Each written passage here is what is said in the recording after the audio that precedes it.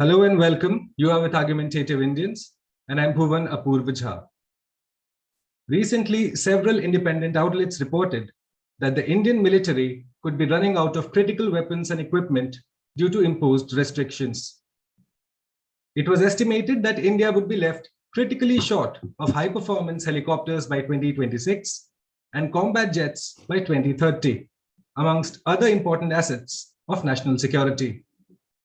That claim was further reinforced when recently the Indian Army invited the defense industry to offer critical equipment for emergency procurement. In the 2 years between August 2020 and August 2022, India promulgated 4 positive indigenization lists, defense weapons and equipment which cannot be imported from abroad. With India's domestic industry still nascent, the world's biggest defense importer isn't manufacturing enough weapons locally, and official rules are blocking imports. Considering that in the last 2 decades, India has spent close to $54 billion on defense-related imports, primarily Russian, has India ill-timed its defense self-reliance mission in the context of global geopolitical realities and the restive border it shares with Pakistan and China. Now that claim may be disputed as India's efforts to unleash the energy of the Make in India initiative in the defense sector have now begun to show results.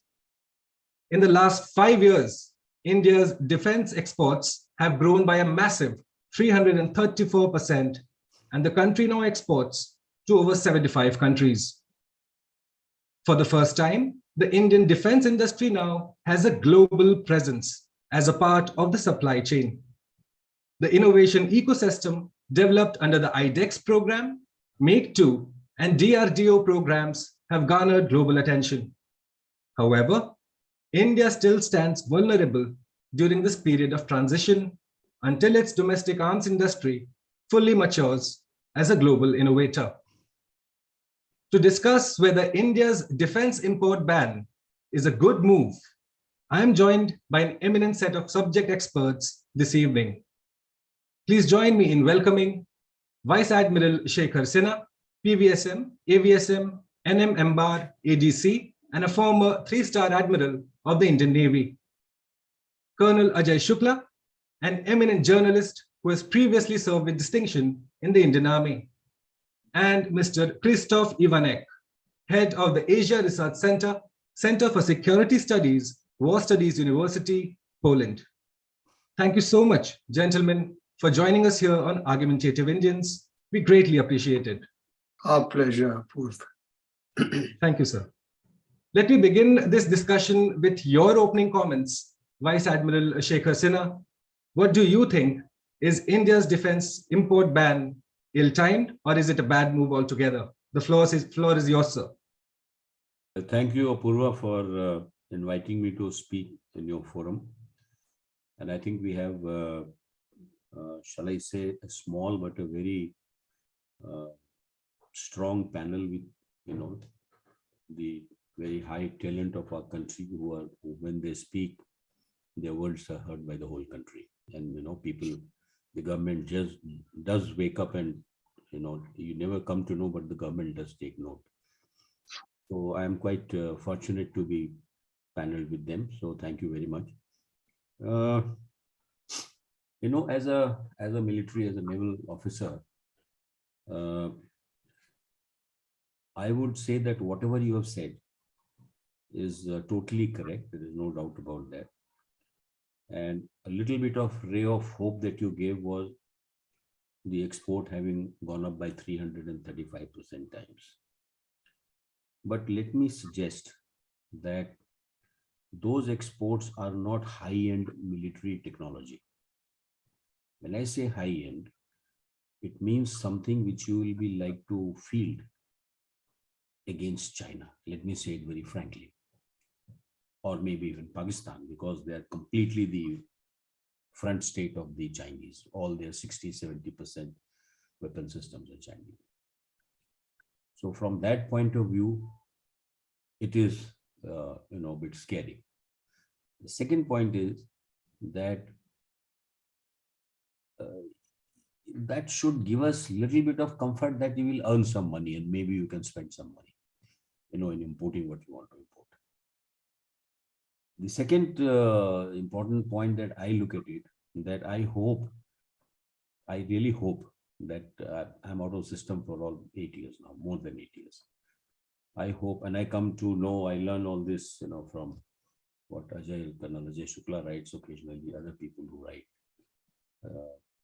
and seminars and webinars which you attend, since one is glued to some of these organizations for some time now. But to say that the present lot of armed forces senior hierarchy is not aware or not doing something, that may not be 100% right. I'm just taking a risk of generating a discussion so that the two panelists can possibly talk on more on that.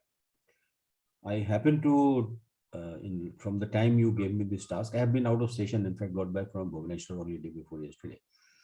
But I have been in chat with the Deputy Chief of Air Staff and those people who are involved in ACNS, PNP of the Navy. Obviously, some point in time, we have served together, so they're not fully open, but they are quite prompt in answering questions in a whatever covered way, and the army. Now, I have been given to understand, and correct me, all of you are here to correct me if I'm wrong, but this has been given by these three people. They say, sir, you are right. So what we have done is, we have made the critical cutting edge technology systems, which we are nowhere close to making. And there is a committee which has been formed, once again under the Honorable Defense Minister and DRDO, DP. For a change, it is with the, the private agencies as well, some of them, those who are involved in that. And what is the time frame of this Atmanirbhar? Now, I believe that all critical weapon systems, there has been a path charted out by this committee already, that हमको आज से 3 साल के बाद, 4 साल के बाद, 5 साल के बाद ये चाहिए, लेकिन आत्मनिर्भरता में हमें 7 साल लगेंगे, 8 साल लगेंगे. So they have identified the ones which will not likely to see the daylight. I mean, these are the fighting guys, so I guess they should be knowing better. So, and this committee, like you just mentioned about the army headquarters, how did it, how did it happen? They're rushing. No, this is because that much amount has been segregated and given to the headquarters. That in one transaction of anything like this critical, once this committee has cleared it, 300 crores of one consignment can be cleared by army headquarters. Total amount obviously will depend on what is the budget. Apparently, there is also a move, proposal is already gone, to make this 750 crores. This I've been told as far back as 2 days back, when I got back from Bhubaneswar. So, and he said that they are quite hopeful that it will become 750. So, as far as cutting edge technology is concerned, Apurva, I would think that also, and not only that, occasionally the Prime Minister takes this meeting and he says, "Bhai, Atmanirbhar ka kya aapka line kyun aap kharid rahe hai na?" Then they are shown, they are told by defense industry people, those who are involved in making those, कि sir हमारे से इतनी जल्दी नहीं बनेगा, हमारे पास ये नहीं है, वो नहीं है, वो नहीं है. अभी हमें 3 साल का 4 साल का समय दिया गया, लेकिन सच्चाई ये है कि हम 6 साल तक नहीं बना सकते. 3 साल के बाद हमारी हो सकता है वो ट्रायल शुरू हो जाए. So I hope that they are all right. The only advantage that we have, I'll tell you who are at advantage, who are not at advantage. Advantage are the naval guys, because they had already achieved a fair amount of vintage. None of the ships are built from outside, except for 2 which are on order for almost 10 years, the Talwar class, and they will come. Rest everything. Now their weapon systems, gradually they have, they're becoming Indian. For example, or in collaboration.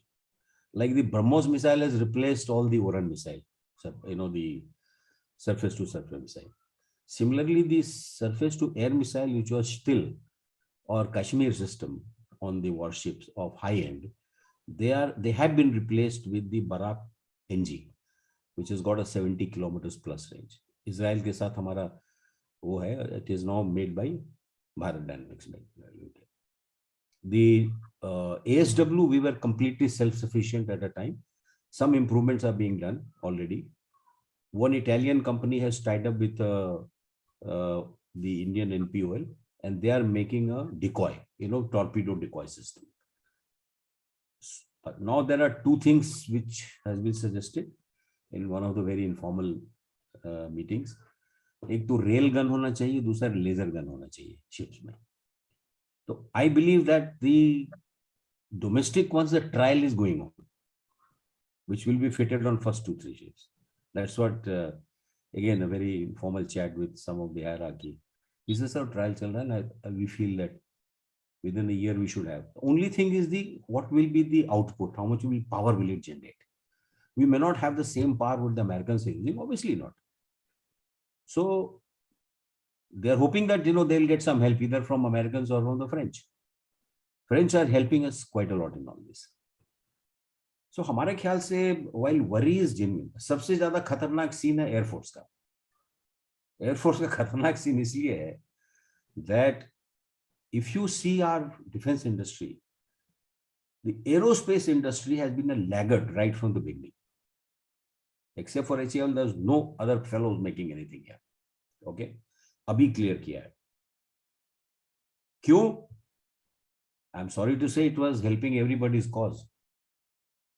जितना import करोगे, जिससे import करोगे, तुम्हारे पेट pocket गरम करता रहेगा. I wouldn't have said this if I had not served in iDEX headquarters for 3.5 years. Ajay knows that how I got into this, deep waters of this. And now it is now on their head. Now they're running helter-skelter. And the biggest culprit was not the Air Force. Air Force was in cahoot with the government. Simple. Otherwise नहीं होता. अब देखो वो बन रहा है. ये भी बड़ी मुश्किल से. C295 in 2011, Air Force came with the proposal to replace the Avros. Not a weapon platform, it's a transport aircraft. Came to iDEX headquarters, I was seized. Deputy Chief presented this big screen. I said, please change it to, and to be placed order on HL. I said, please change this, go back to headquarters, have a talk internally with your CS, change it to private sector. Private sector, everybody got up, I said, yeah. इसमें कौन सा weapon system लगाना है तुमने? You're putting in a weapon system. And engines, even HL will import. This guy will also import. So let the private sector, it will not be profitable. I said, who has seen future? He might export. He might give it to all, private airlines because it's a transport aircraft. And I didn't know who was going to get it. I said, transport aircraft is transport aircraft. Then, of course, I had a big argumentative Indian discussion with the Chief of Air Staff that evening. And he finally agreed because we had, iDEX headquarters can do an audit of public sector, manufacturer, PSU. So we had already done our homework. I had taken the secretary DP on board. JSHL, who's on the board of directors, he said, I'm willing to write on the file that HL can't make it in the given time frame. हमने कहा बस ठीक है कुछ नहीं. So they put it. It was cleared. In a Congress government to give it to bloody private sector was a bloody, earthquake. कभी नहीं हुआ था पहले इतना बड़ा. Manufacturing हो गया. अब देखो उसको कितने लोग रोकना चाह रहे हैं. HAL, Department of Steel and Heavy Engineering, who has nothing to do with bloody PSU, defense PSU. Correct? No, this will, social equality, some high funder bloody words they wrote. Obviously, defense minister got shaken up because the coalition partner was some of the ministers who were complaining. So I was called next day. I said, sir, इनको वही जवाब देंगे जो हमने DSC में बोला है. Let's give us a reply like this. So we drafted the reply, sent it. But that remained in limbo. The new government came because after 1 year I left for Bombay and then I left the Navy forever. So then what happened was, I saw in the papers that it has become a single vendor case because new government actually accepted it. Now single vendor हो गया, मैं देखा कि लोग फिर उसको लगा देंगे खटाई में. I have no interest except that India should make. What interest I have got? I didn't even know who's bidding. I wrote a letter as a private citizen to the Honorable Defense Minister, late Shri Manohar Parrikar, God bless his soul. Right. But sir, it's a aircraft manufacturing. ये तो ice cream की दुकान है नहीं कि 10 लोग bid करेंगे. अरे जिसकी डीप पॉकेट है, जिसको हवाई जहाज के बारे में कुछ मालूम, वही करेगा ना. तो सिंगल वेंडर है तो क्या हो गया? आप देख लो, just see that they have got the finances, just see they are capable and accept it. You can give a waiver. What's the problem? Right. I was very happy that day. I saw in the paper that Honorable Prime Minister has gone and laid some bloody Bhumi Pujan in Gujarat somewhere, I believe. Baroda, I think. Baroda में उसकी factory लग रही है. और पहले 16 aircraft flyway condition में आएंगे. वो भी हमने उसी रात को प्रपोजल के दिन, जब सीएस से हमारी बातचीत हो रही थी, उन्होंने कहा यार इतना टाइम लग गया. मगर सर आपको कितने जहाज चाहिए इमीडिएटली बताओ. Vice Admiral Sinha, I have to request you to hold that thought, because I'd like to get in Colonel Ajay Shukla right now. And get his, okay. If you could. Okay, yeah, we'll just get in Colonel Ajay Shukla, sir. Sure. And we'll get his opening statements on the topic that we are discussing on Argumentative Indians. Done. Okay. About the defense ban being ill-timed or an ill-thought move. Okay. Colonel Ajay Shukla, sir, please. Okay, just to sort of bring the audience on grid, we are talking about 4 tranches of equipment. In each of them, a little over 100 pieces of equipment are there, where they will be banned for import.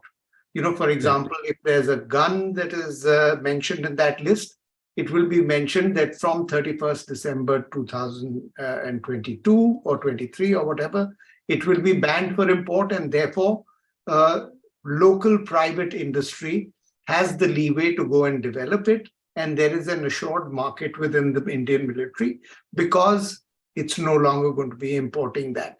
So on the 101, I'll just give you an example, 101 items there were on the first list. 69 of those were banned for import from 31st December 2020. Another 11 on that list were banned for import for the 1 year later, which is 31st December 2020. Now, for those who fear that spelling out a ban would lead to equipment shortages, or that the military would not be able to get, let's say, that helicopter that we talked about, I would point out that these lists are paper tigers. They do not have to be implemented by the government. If at a particular point in time the government decides that these helicopters are very badly needed, urgently needed, it can just remove them from the list. The government has made the list. The government can choose to deviate from the list as well. So it's not like we're tying our hands and feet ourselves and denying ourselves equipment. We are just setting a guideline by letting the private sector know that this is an area where you can sort of design a piece of equipment and it will be accepted by the military. Now, the military buys most of these equipment from Indian manufacturers already. Just to give you an example, in the first list of 101 items, there was self-propelled and towed artillery. Now, these are 155 millimeter systems that India is already making. It's made the advanced towed artillery gun system, ATAGS. It's made the K9 Thunder under license from Korea. It's made a mounted gun system. It's made the Dhanush towed artillery thing. Similarly, multi-barrel rocket launchers. We are already making multi-barrel rocket launchers.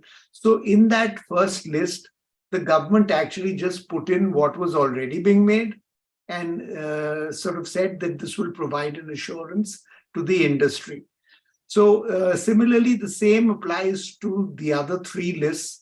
They lay down that from 31st December 2022, another month plus from now, a whole list of other items will be banned for import, and therefore the private industry will get the space to develop those equipments and supply them to the army. The army, of course, would be more than happy to get them. And when I say army, I'm only saying it because I'm an army officer. I mean the Navy and the Air Force also. So there were second positive indigenization list, third positive indigenization list. And just now at the Deaf Expo, the Prime Minister unveiled another 101 items. That was the fourth positive indigenization list. Now, we have to sort of evaluate what effect does this have? Will India really be left short of critical items or not? I've already said, in my opinion, we can still resume imports. This is just a policy document. It's not an international treaty or anything of that kind that India can walk away from. The question that really should be exercising all of us is India's scientific and technological capability good enough to be able to make those items? If it's not good enough, then just laying down a date for blocking out imports is not going to help. So New Delhi faces both supply side challenges and demand side challenges. For example, the technological capability, as I mentioned just now, if it does not exist, that's a supply side challenge. How are you going to make the equipment? Another supply side drawback is the adversarial relationship and lack of synergy between India's public sector and private sector.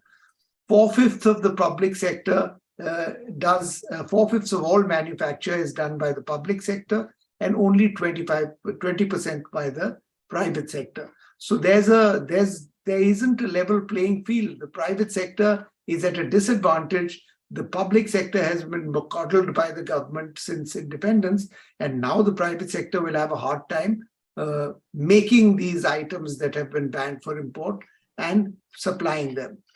At the same time, this weak technological base is a real problem. I'll end over here. The battlefield effectiveness, in my opinion, of a country's military is a direct function of the resources that the country's leadership allocates. And I mean financial resources, organizational resources, technological resources, and administrative resources. If all of these are being made available, then you can hope to find sort of equipment systems coming up and joining the Indian arsenal.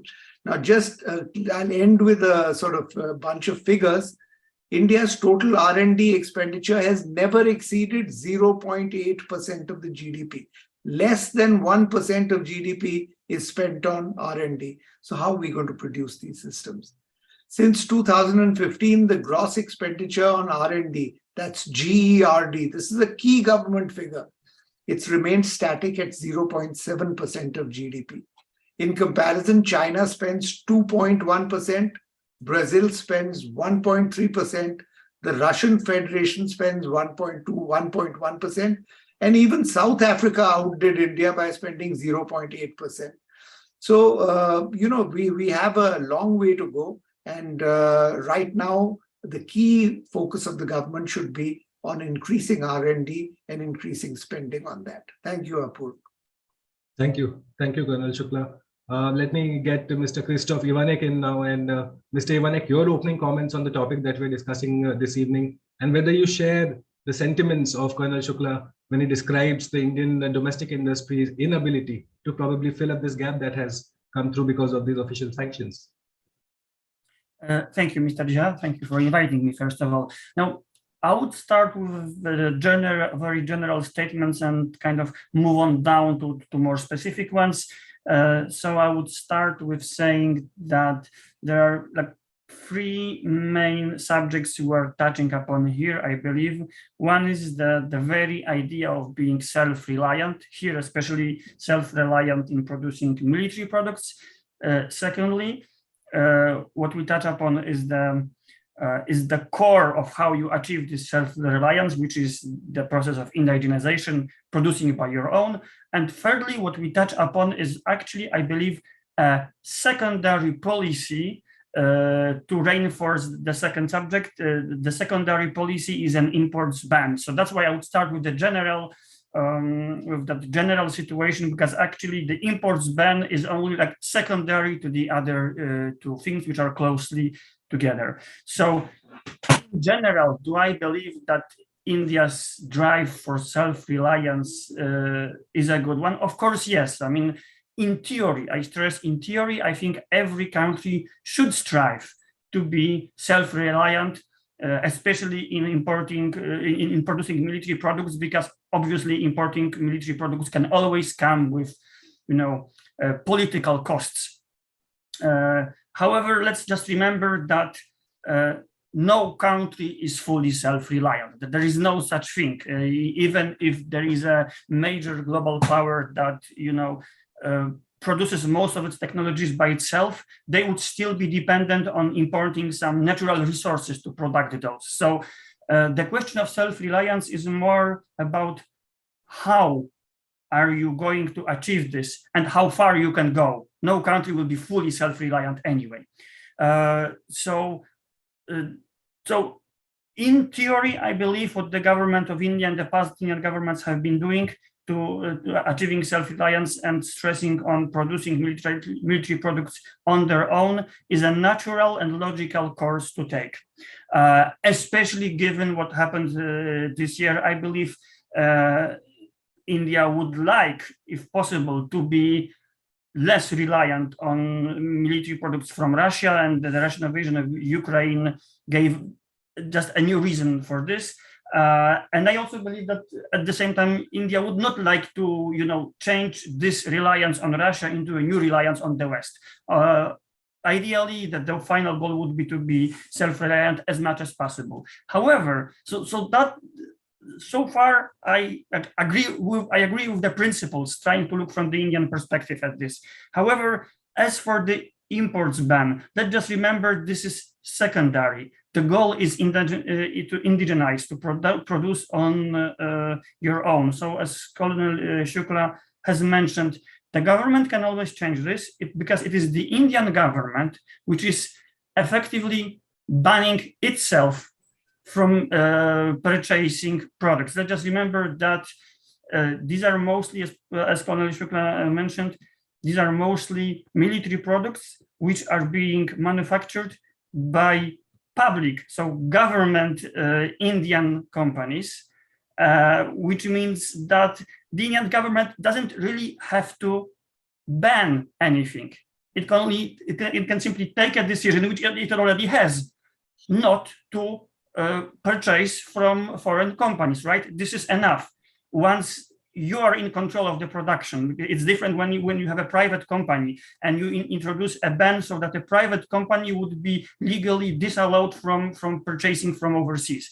But if it's your own industry, mainly based on public companies, you don't need to ban. You simply need to decide not to purchase and give orders to your own companies if they can produce. So I understand that this imports ban is more like a self-discipline measure. Like I try to jog every day, and I try to jog every day for 5 kilometers, and I use an iDEX app. And my wife tells me, "Why do you use it? Why do you use an app? I mean, you can jog anyway without an app."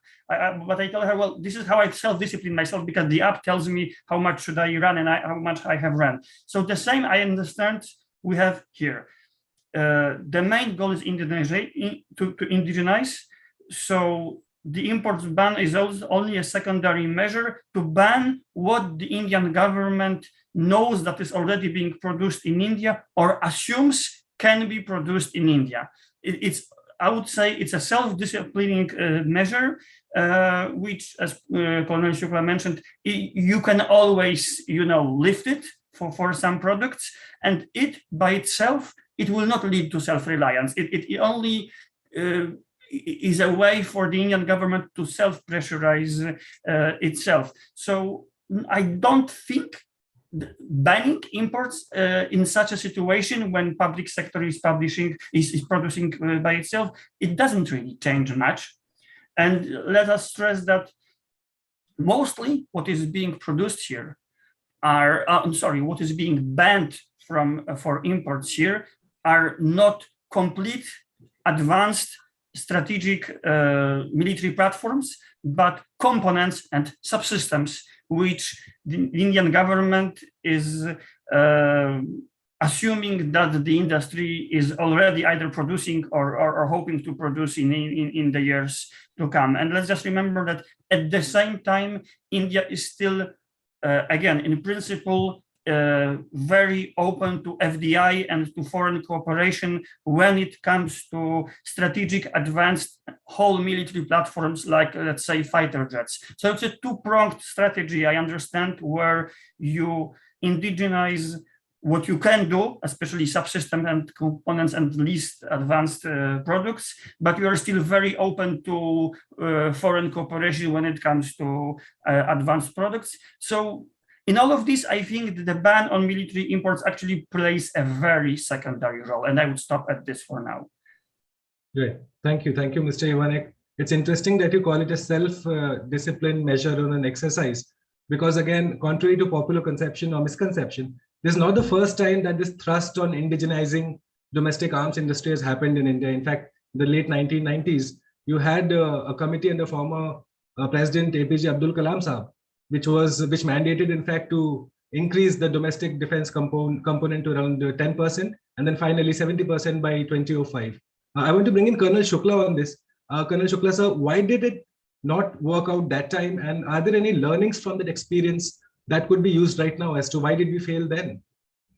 Well, that's a sort of very good and a very central question, and I'm glad you've raised it. I think the answer lies in a twofold sort of defective procedure that earlier governed sort of the purchase and the acquisition of weapon systems. And that was, earlier it was always the public sector that overtly took on the leading role of defense manufacture. It was never the private sector. It was only in 2001 April that a sort of notification was passed by the government allowing the private sector into defense manufacture. Before 2007, they were simply banned from the defense manufacturing field. But having allowed the private sector into defense manufacture and developing systems, the government could not withdraw itself from that dependency on defense public sector undertakings, DPSUs, like Hindustan Aeronautics, Bharat Electronics, and so on. These big giant DPSUs had to be fed, they had to be given orders, they had to be kept with an income stream that came from the military. And when you tried to bring in the public sector, it was still sort of secondary to this need to feed the DPSUs with orders. So a company like, let's say, Tata Power Strategic Engineering Division would prepare a good high-tech weapon system. And I can cite several that they did do actually, including night vision devices and electronic warfare systems. But when it came to the money-making part of it, which is manufacture, the order was given to Bharat Electronics. So as far as the Indian private sector was concerned, even though they had notionally been taken into the defense manufacturing field, the fact that these public sector undertakings had to be fed meant that the private sector starved. So they would put in the money for R&D, and yet the sort of system would sometimes be given to the public sector. And on other occasions, which are a large number of occasions, they would import the system, even though the private sector had engaged in a sort of expensive and money-spending exercise of developing a new system. So now, by creating this sort of import ban, the government is essentially creating an assurance for these private sector companies that we are sort of banning ourselves, as Christoph very lucidly put it, we are banning ourselves from import and committing ourselves to buying from the private sector and without sort of leaving out the entire public sector. So that is providing an assurance to the private sector that we can spend money on R&D. It is worth spending money on R&D because the order for the military will come to us and will not go abroad to some internationally. So that's the logic behind this entire move. Right. Thank you, Colonel Shukla. Let me bring in Vice Admiral Shekhar Sinha. So does it make commercial sense to indigenize run-of-the-mill items in limited quantities that you spoke about earlier? And because again, had it been cost effective, there was a little or almost no reason as to not to strive to indigenize them all in the first place, now that are being localized or fast-tracked. Do you think that the domestic arms industry has that in it itself through research and development or through innovation? Can they be global competitors, or at least provide a substitute for the products that are being made globally? So again, it's a very good question, Apurvaji.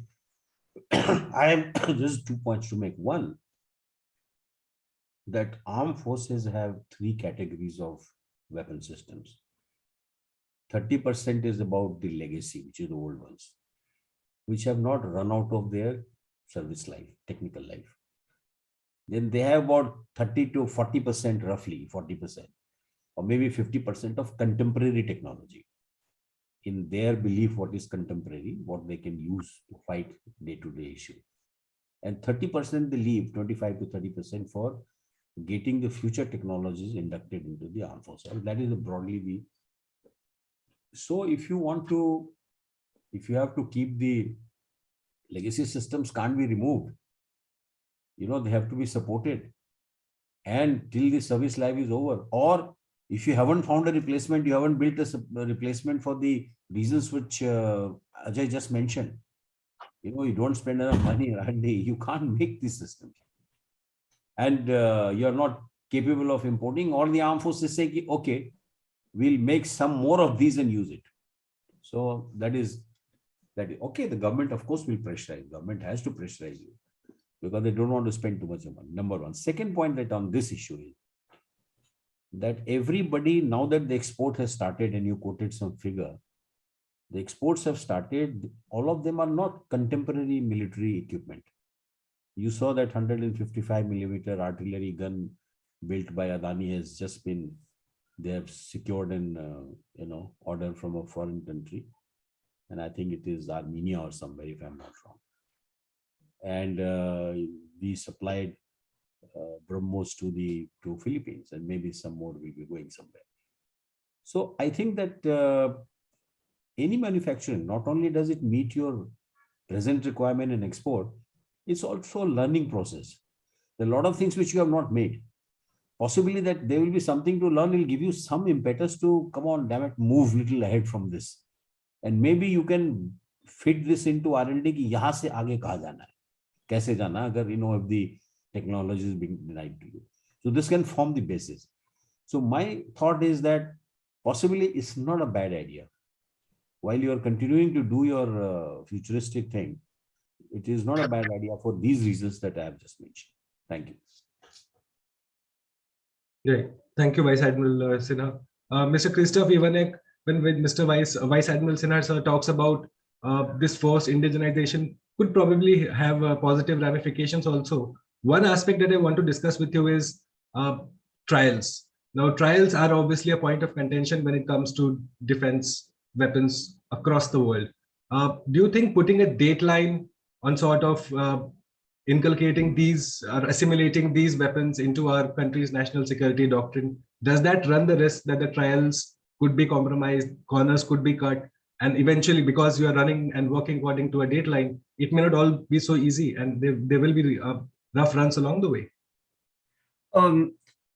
I'm sorry to disappoint you when it comes to this particular question. I don't feel confident enough being a civilian rather than a military officer to answer a question on trials. So sorry to put it this way. I prefer to be honest. A question of trials would be better to direct it to our military or former military guests here. Yes. Yes. Then can I have Ajay Shukla sir come on in that, please? Just tell me the question once again in brief. So in terms of trials, now when you have a forced dateline that has been put into place, when you're talking about domestic countries, would they be more tempted to cut corners or probably run the risk of compromising those trials of weapon systems in order to match that dateline? Does that risk exist in the current scenario? Are you implying that the private sector might be more willing to cut corners than the public sector? Or I'm saying across both the sectors. If there is a dateline in place, is that going to be a relevant factor to be considered? I think that it sort of eventually boils down to what kind of industry you put in place. You could put in place an industry that is inclined to cut corners, that knows that there will not be rigid trials and that anything they produce will be accepted by the military because the military has no other choice. Now, this sounds very much like what has been happening since independence. We have sort of been accepting the produce and the systems that have been produced by the Ordnance Factory Board and the defense public sector undertakings with far less sort of demands and far less bickering than we would do if it was a foreign vendor in its place. If it's a foreign vendor, everybody does the trials very seriously and makes sure that they're getting what they paid for. So for that, to that extent, whether you're buying from here or you're buying abroad, it will boil down to how seriously the trials are done. And you could well sort of end up with a cozy relationship between the military and the private sector, more cozy than exists with the public sector. And then the trials get compromised again. But I would like to believe that having brought in the private sector, having sort of almost midwifed the birth of the private sector, the government will now ensure that trials are carried out seriously, trials are carried out properly, and that the equipment that comes in as a result of those trials is fully to the military satisfaction. Now, I will also point out here that as a similar example, the equipment which came from Russia, in many cases, was not sort of wholeheartedly endorsed by the Indian military. They got it because the government sort of had decided that we would source our equipment from Russia. But now, with American systems coming in, with Western-oriented systems coming in, there is so much more robustness and ruggedness in these systems that the army is actually quite taken aback by how good the systems are. The C-17 transport aircraft, for example, it's an amazing piece of work. And the Indian Air Force is sort of saying internally, of course, they'll never say this publicly, that, wow, this is a great aircraft and it beats the Russian IL-76 hands down. So eventually it will boil down to satisfying the military about the ruggedness and the sort of battle worthiness of the systems. And that, I think, is a message that is going across the environment. Right. Thank you, Colonel Shukla. Let me bring in Mr. Christoph Ivanek for the next question. Mr. Ivanek, I want to discuss with you about the Indian companies' penchant or the ability to do well with foreign technology and the transfer of technology when it is given to them. However, we don't see a lot of indigenous innovation in terms of translating into actual products happening. How do you see that dichotomy here?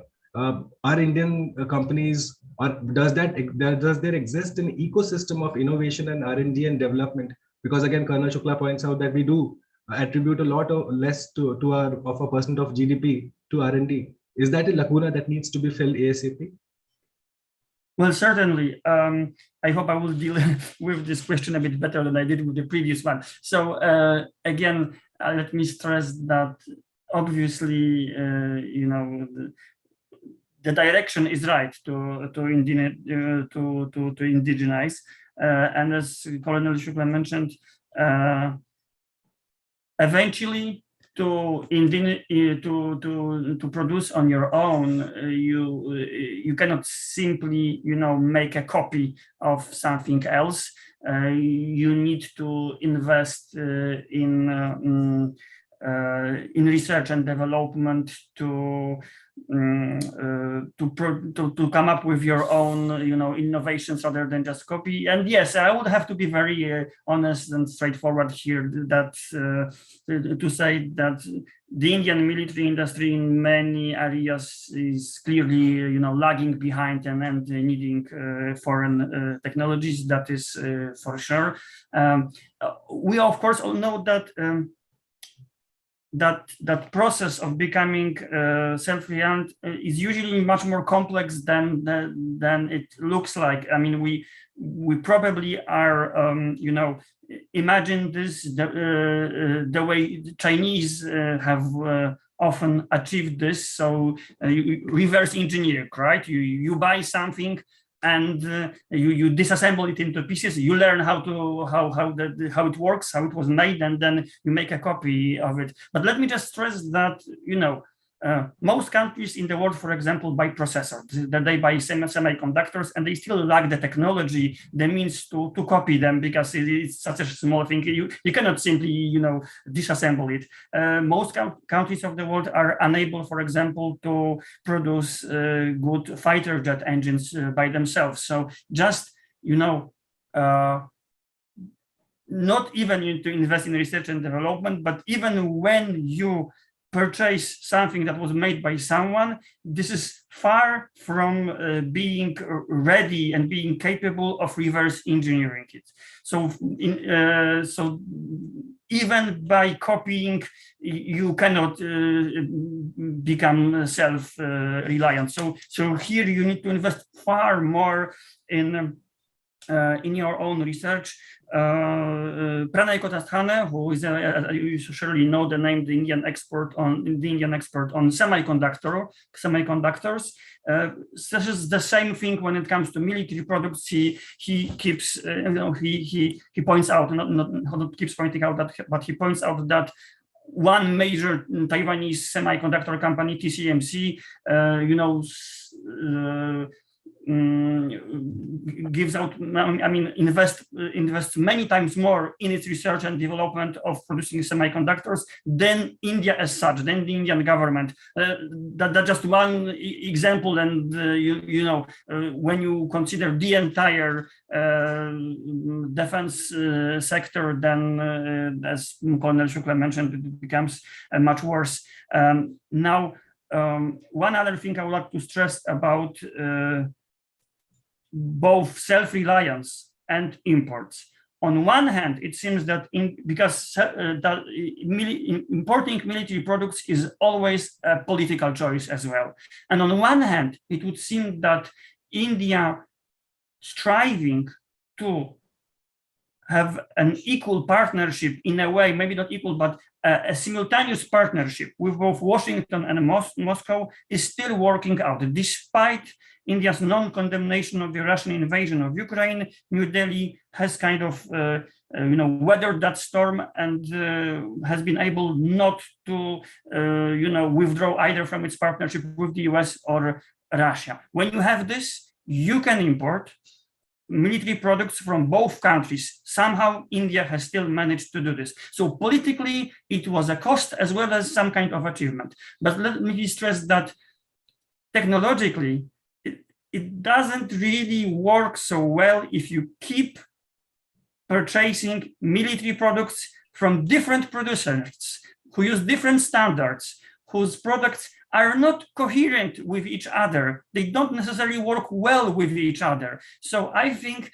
on one hand, you have a goal to be independent on the international scene, and you have a goal of not being dependent on one actor, and in the end of the day, of being self-reliant.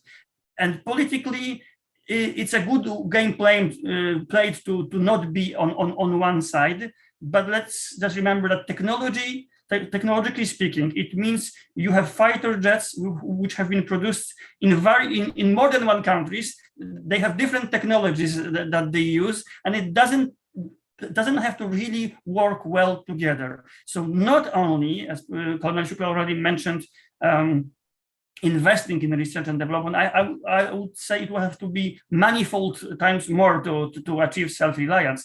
But unfortunately, I believe the Indian defense industry will also have to work out coherence rather than, I'm sorry to use the strong word, rather than using a patchwork of military products from various countries. Thank you. Thank you, Mr. Ivanek. I'd like to get to Vice Admiral Shekhar Sinha for this, but before that, let me very quickly get to Colonel Ajay Shukla, sir. Colonel Ajay Shukla, regarding your comment of the United States C-17 aircraft, we have had a comment on YouTube, which I'd like you to respond. And the question says, but aren't the Russian Ilyushins and Tupolevs known for their ruggedness and long-term reliability? Many countries across Europe still swear by these Soviet-era machines. Colonel Shukla, sir, please. Well, I sort of wouldn't comment on what has happened in some other air force, because I don't know for sure what the truth value of that is. But the Indian military's experience is, now that it's operated both Western Bloc and Eastern Bloc equipment, the experiences, and every sort of Air Force and Navy pilot will tell you the same thing, that the American equipment is more rugged and provides you higher serviceability rates than the Eastern Bloc equipment. I would only give you examples of, for example, the MiG-29 that came for the aircraft carrier. The kind of problems that it has presented is sort of horrifying to listen to. On the other hand, the F-18, while it has not yet served in the Indian military, has a reputation for ruggedness that sort of surpasses anything the Russian bloc produces. So it's a sort of it's an open question here. There are some areas in which the Russians are very strong and very good, but just like they're not able to produce a car, they are also sort of there are question marks over the serviceability of their normal weapon systems. Right. Thank you, Colonel Shukla. Let me bring in Vice Admiral Shekhar Sinha. Sir, when Colonel Shukla talks about the Indian domestic R&D share being less than 1% of its GDP, one question that immediately springs to my mind is the recent changes in personnel selection that has been happening in terms of selection to the Indian Army, the Indian Air Force, the Indian Navy. Do you think the money saved from these projects, will that translate into better R&D, or did money exist already in the first place and we chose not to invest and work out a better R&D mechanism for ourselves?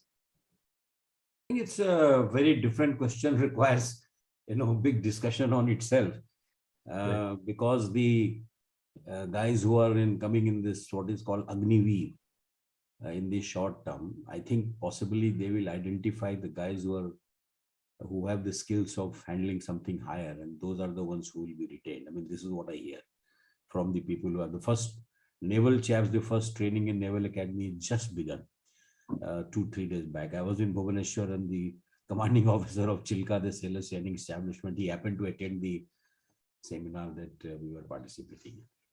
So I said, what? He said, sir, we train them just like we do to all other sailors.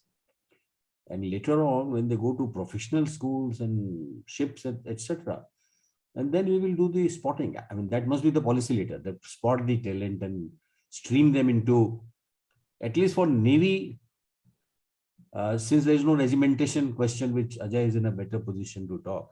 But as far as Navy is concerned, the guys who have, technical sort of know-how, better inclined to understand technical things, probably they will find place in 25%. Whether it should be 25%, as I said, it's a matter of different discussion. You can have a 1 hour discussion, I can join, no problem. But having said that, I think the technology handling in the Navy, the officers actually handle the majority of the hardcore technical understanding and issues. They're all BTech types. Okay, the sailors who are very good in their profession, they are mainly utilized for rectification, repairs, and trying to understand the the fallout of machine having gone bad. And they are given so many years of training before they reach that stage. So I think, really the money saved from where will go there. I mean, this is very minuscule. We are talking about billions of dollars, and it's too little. One thing is for sure, the export that we are doing, wherever it is coming from, whichever top end or bottom end of the technology, it will be used by the Ministry of Defense. Hopefully it will go to MRO account, but it will ultimately hopefully find its way. The Defense Minister will have the ability to do it. But coming back to the discussion which just took place a little while ago, I completely agree with Colonel Ajay Shukla, what he said about, on the trial part. We found it very difficult that the army particularly, trials continuing for a very, very prolonged periods. Okay. And mind you, every procurement was on nomination basis, as he said. There are no competition. The DSC decided as to which PSU will make. And this is the chain which, some of us tried to break in this C295. So the point is that if that is, with some other interest in mind, which, he said, getting cozy with the PSU, it is there. It's some of the boards of inquiry that we did, and we found that coziness there. One of the reasons is, though the PSUs had agreed and contract was signed for transfer of technology, which as I also mentioned about, OFB, I know of one or two cases directly involved in some inquiry.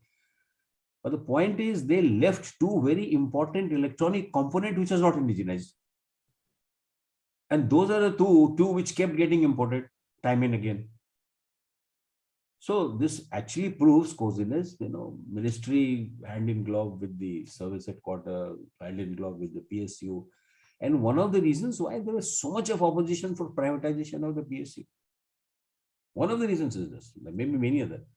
And because it was a nomination based, nobody was working hard to earn a contract. No one. But on the other hand, I cannot sort of absolve the service headquarters also from their duty. I'll give you one short example of artillery guns, the one that Ajay talked about in the beginning. In one of the meetings, I won't name, the vice chief came to see me before the meeting.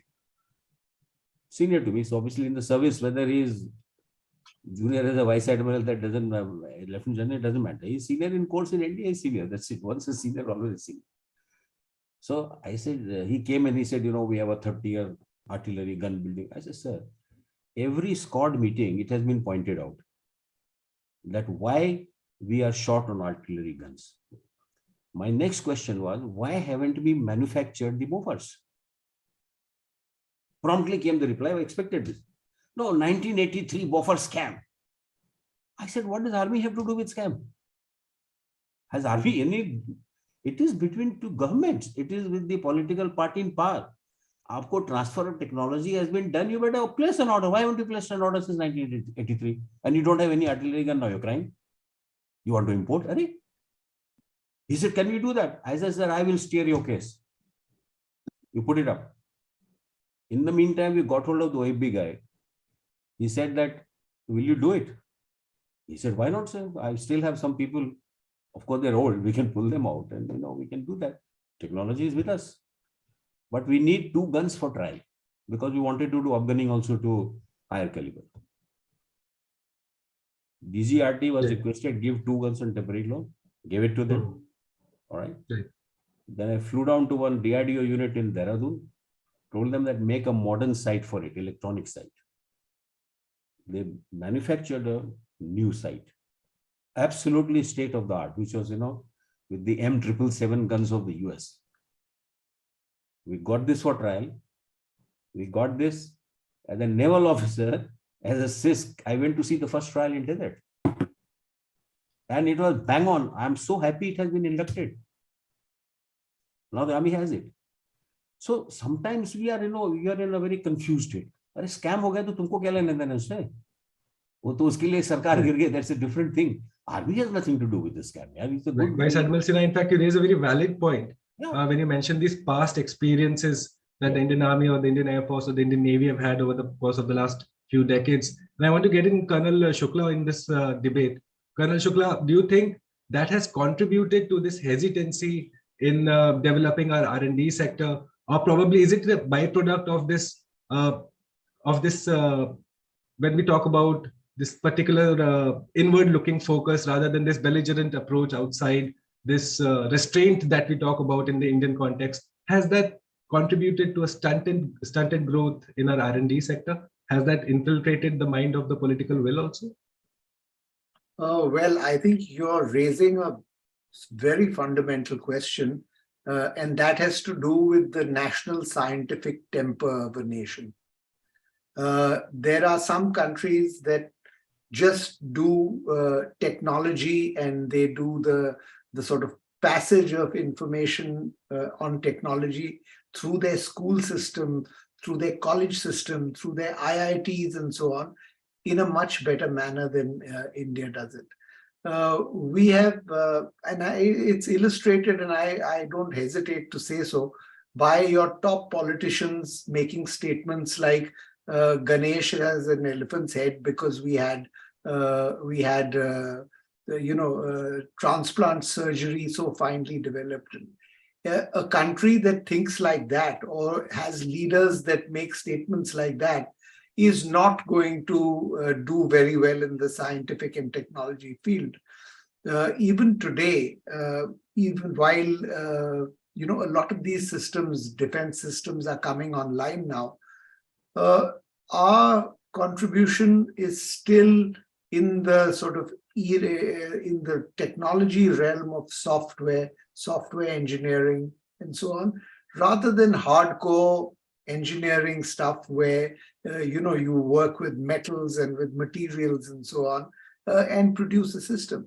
So I think that the point that you've raised of how a country approaches technology, how it sort of passes on technology, is something that we in India have to do a little more work on, I think.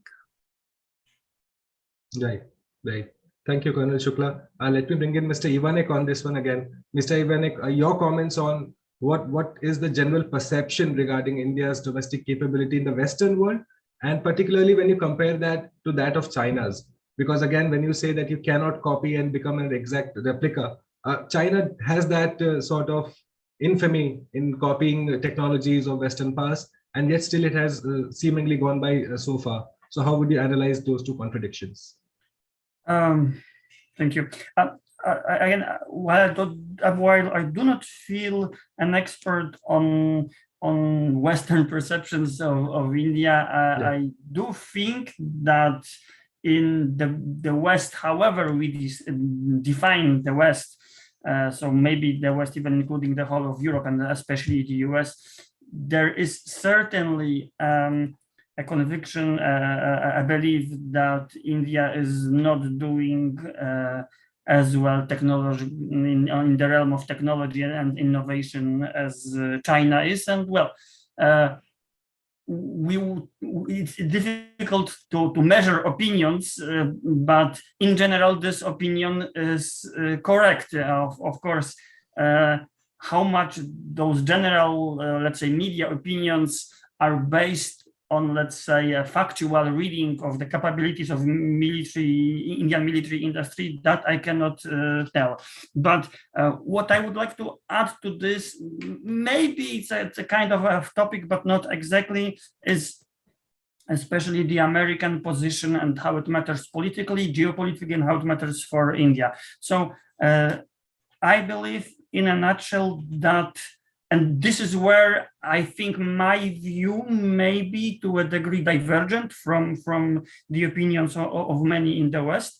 I believe that what India is currently doing, that is to retain a partnership with both Russia and the US, including and especially a security partnership where you buy military products from both sides. I think India will be able to achieve it. I think there are more chances to achieve it than not.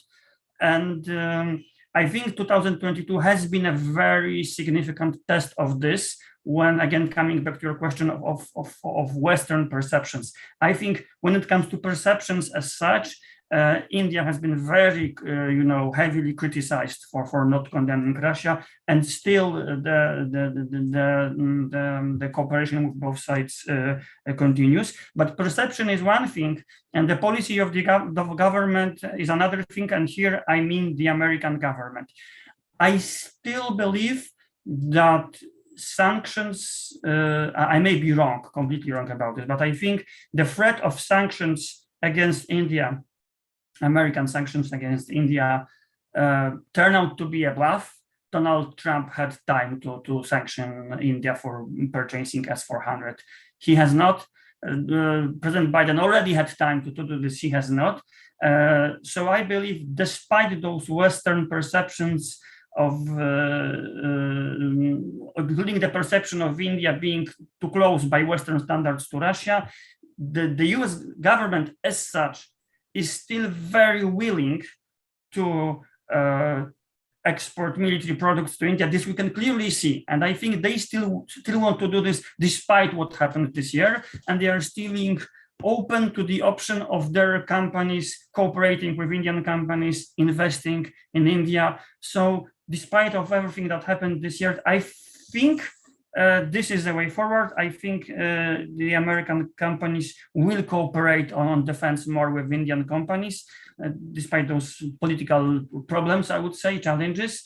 And I think also the way forward for India is to do what the US has done, so giving much more space to private companies, so that they would invest their funds in research and development.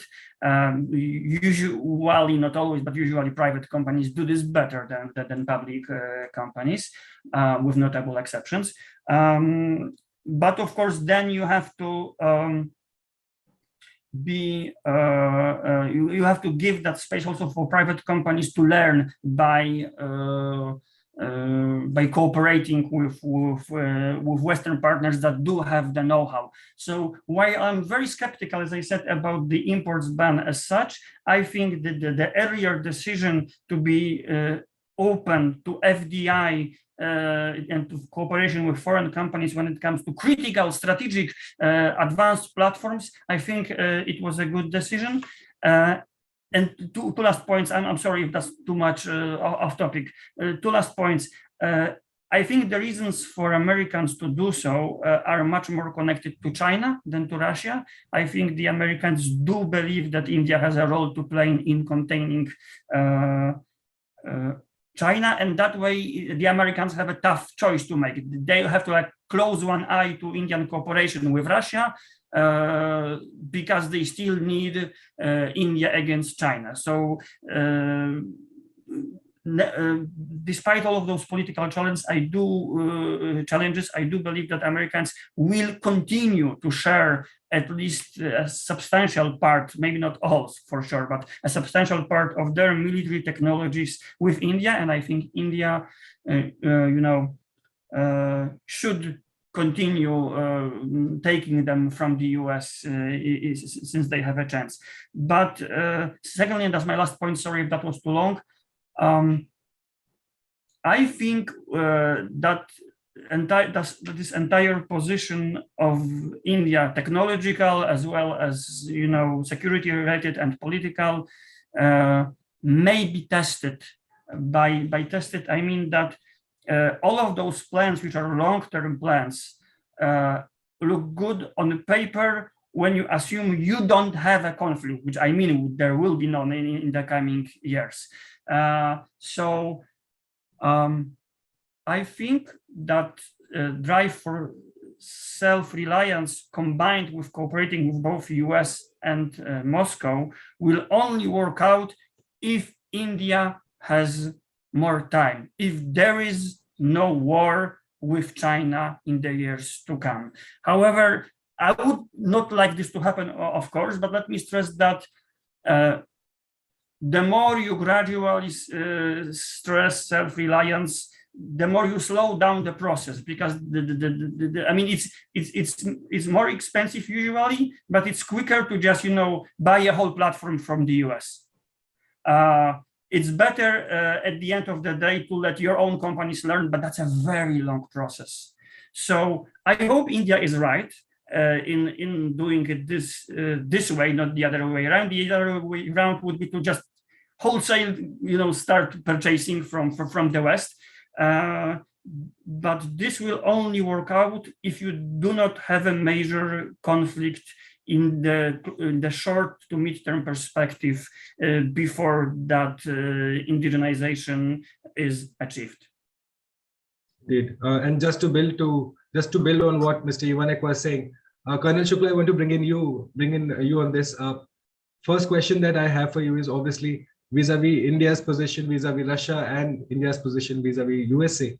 Do you see that translating into better B2B or business to government relationships in so forth as the arms manufacturing industry is concerned? And number two, as Mr. Ivanek points out, do you think India will be more prone to conflict or aggression from a hostile neighbor during this period of transition?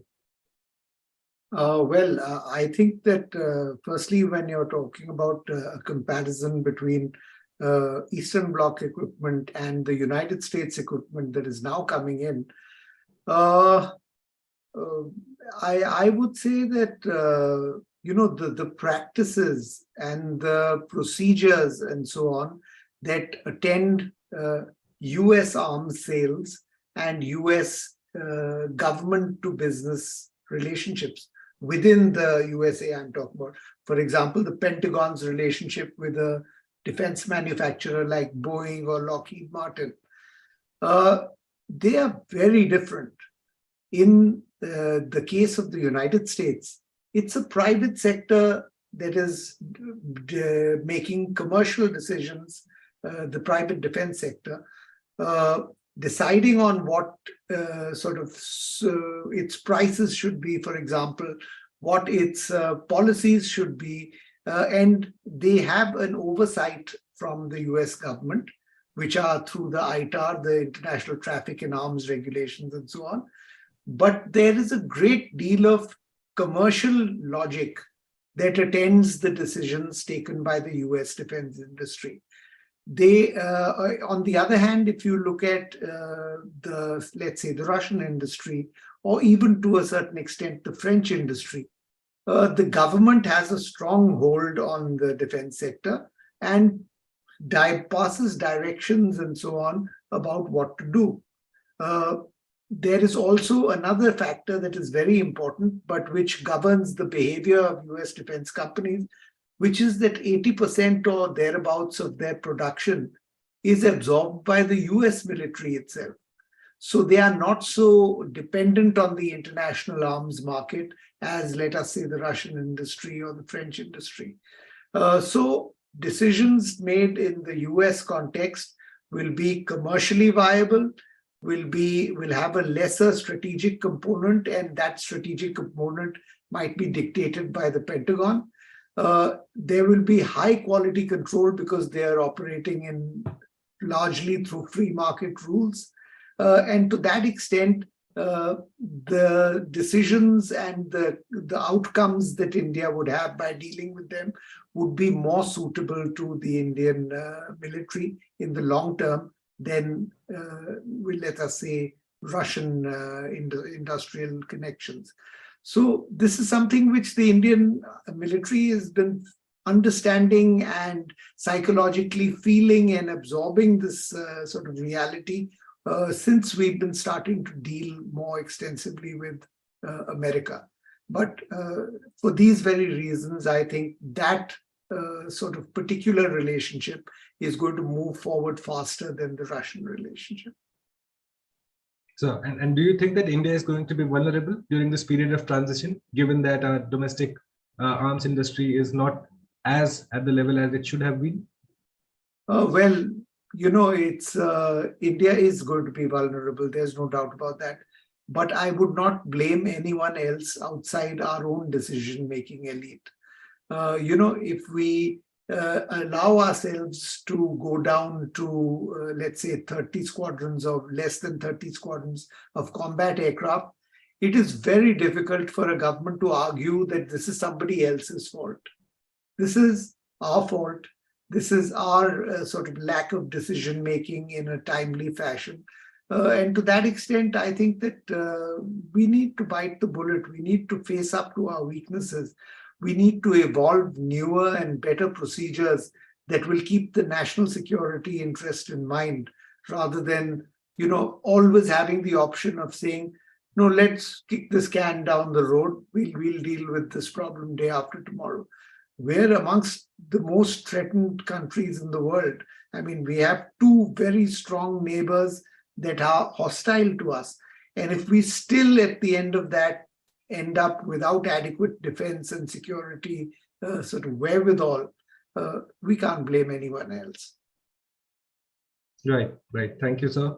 Thank you, gentlemen. In fact, we have covered a host of issues. We have touched upon a variety of topics, and we are in fact headed towards the end of the special broadcast. But before that, let me have the policy prescription for the Indian domestic arms industry from each of our three esteemed panelists this evening, beginning with Vice Admiral Shekhar Sinha.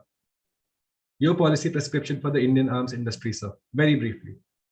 Well, very, very clearly that I will mention about the private sector. The first thing is that we should keep the long-term perspective in mind. And therefore, the private companies also have to spend a lot more money on the R&D, very necessary. Second thing is we have to remove the internal obstructions, like Colonel Shukla was just mentioning, that we have ourselves to blame. And if it is something within the reach of government to cut down those red tapeism and bureaucracy, even now there is, it's not fully clear. So that has to be. Thirdly, more diplomatic than anything else, that India's diplomacy has to be in a gear that it maintains that very calculated balance between its decision making, which does not invite sanctions on India. At the same time, the Russians do not hesitate in giving you what you want when you need, because the point is, if you haven't got some particular platform and you are pushed against the wall and you want to import it in a hurry, you will have to go back to the Russians. Only they can give you in a hurry. But there will be compromises and trial periods. There will be trials. Like example of 29K for the ship was very right. That MiG-29 was not built for a ship operation. Russians don't fly this. Yes. So whatever was bought, it was a compromise. And therefore there was a hurry to buy it. Again, happened to be in the PNC, but in the sense that these compulsions right now, I feel that because the PSUs have been slowly shown the door in many cases, it is good that the private sector has come. I won't be surprised if private sector starts making fighter aircraft sooner or later. So these are the 3 points that I have to make. Right. Thank you. Thank you, Vice Admiral Sinha. Let me quickly bring in Mr. Christoph Ivanek for his policy prescription, his mantra for India to achieve self-reliance in the defense industry, if at all it is possible. What would Mr. Ivanek opine? Yeah, well, so I guess I'll try to be brief. I guess some of those points were kind of already appeared in what we said and what I said earlier. So very quickly, first point, to keep in mind that self-reliance, complete self-reliance is never fully possible for any country. So focus on what you can achieve, build step by step. And first of all, kind of weed out those dependencies that are most politically and geopolitically volatile. So, without those dependencies where you depend on an entity or a country that you feel you should not be dependent on, because you always be dependent anyway on someone, everyone is. Secondly, give much more floor to private sector so that it will be assured that it can provide for the public sector, and it will provide more funds and efficiency in producing military products. Thirdly, certainly, despite the political hiccups make the best of the relationship with the US, which has more things to offer regarding disregarding the difference of views on Russia, but fourthly, focus more on coherence and interoperability. Remove the patchwork. Don't allow a situation when you have fighter jets from one country and an aircraft carrier with a start system that is destined for different fighter jets. For this, you unfortunately need to have a long-term strategy, and I hope India has time for this when your technology is at the end of the day based on the core of interoperability, either bought from someone or your own, rather than this patchwork.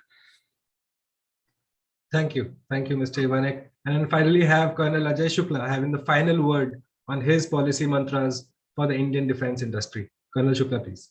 Thank you, Apur. First of all, I sort of agree and take on board both my eminent co-panelists' points. They're talking sort of wisdom that the government would do well to listen to. I would only put in place, to conclude this lecture, a policy prescription or a policy institution. I think we need to have to create a defense capability board, which actually evaluates what is required, which particular aspects of technology equipment are required, and who in the country is going to be made responsible for developing that. We do not have the sort of buying power that America has, and therefore we cannot have two companies competing for everything. They will spend themselves out of the market.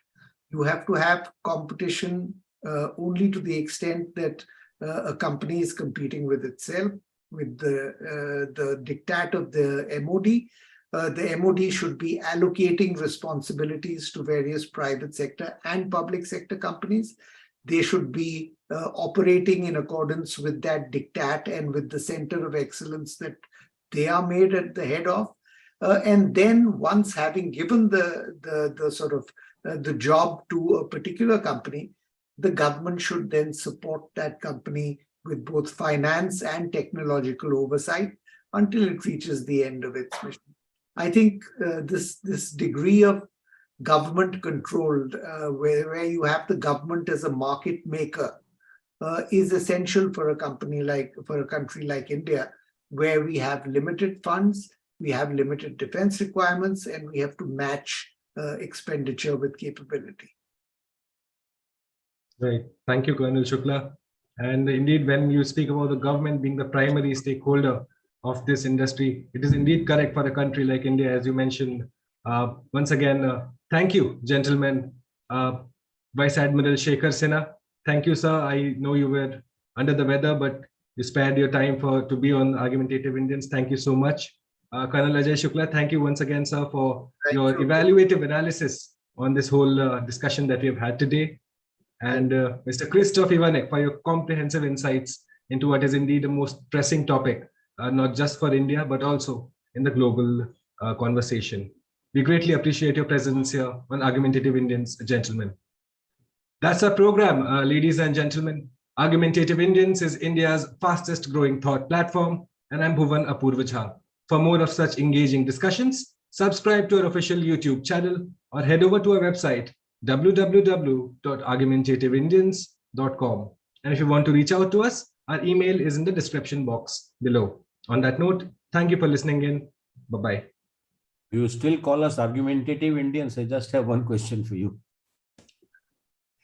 Everybody seems to agree with everybody because it doesn't have any magic wand to give solutions.